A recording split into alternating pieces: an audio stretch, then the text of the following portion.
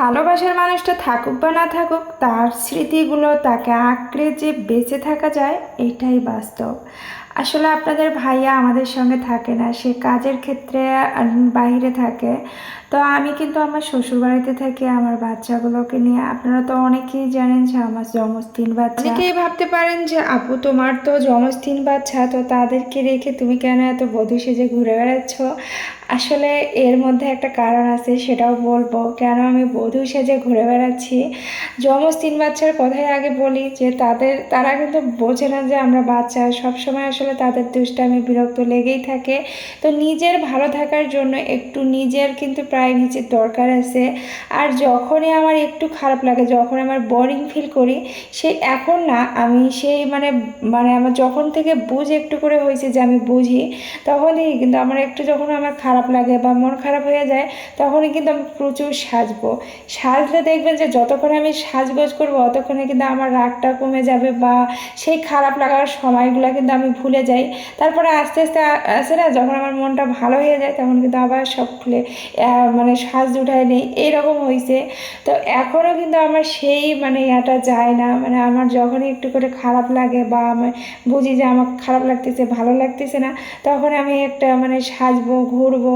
এটা আমার কাছে ভালো লাগে, এটা একটা আমার কাছে হ্যাবিটও মনে করতে পারে। এত সুন্দর করে সেজে গুজে আসলে কোথাও যাওয়ার জায়গায় নাই। যদি আপনাদের ভাইয়া থাকতো অবশ্যই অন্য কোথাও হয়তো ঘুরতে নিয়ে যাইতো, কিন্তু সে যেহেতু বাসায় নেয়, আমি আর কি করব, ওই জন্য কাছেই আমাদের বাগান বাড়ি, সেখানেই গিয়ে ঘুরতেছি। বধূ কিনা বাগান বাড়িতে গিয়ে ঘুরতেছে, আসলে এখানে আমি গিয়ে অনেক ছবি উঠাচ্ছি, ভিডিও করতেছি।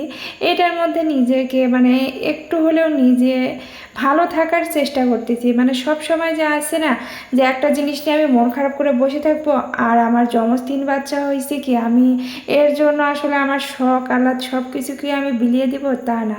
নিজেকে ভালো রাখার জন্য, নিজেকে সুস্থ রাখার জন্য অত ব্যস্ততায় থাকুন না কেন, নিজের জন্য একটু হলেও সময় বের করে নিজেকে সময় দিন আর নিজেকে ভালো রাখার চেষ্টা করুন। আপনি যে খারাপ আছেন, আপনার যে মন ভালো নাই, এইদিকে আপনার শ্বশুরবাড়ির লোকজন কি আপনার জামাই কেউ কিন্তু বুঝবে না যে আপনার আসলে মন খারাপ বা আপনি ভালো নেই।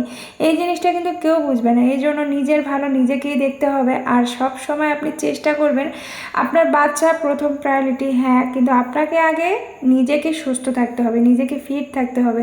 নিজে যদি ভালো না থাকে, সুস্থ না থাকে, আসলে আপনার কোনো কিছুই ভালো লাগবে না। এর জন্য নিজের মন মাইন্ড ফ্রেশ রাখার জন্য আপনার যেটা করলে ভালো লাগবে, আপনি যেটা করলে, আমি যেমন আমার সাজগোজ করলে আমি আর কি ফ্রেশ লাগে। তো আপনার যেটা করলে ভালো লাগবে আপনি সেটাই করবেন। আজকের ভিডিওটা কেমন লাগলো অবশ্যই জানাবে। ভালো লেগে থাকলে আর আজকে আমাকে বধূ সেজে কেমন লাগতেছে অবশ্যই কমেন্টে জানাবে। আল্লাহ হাফেজ।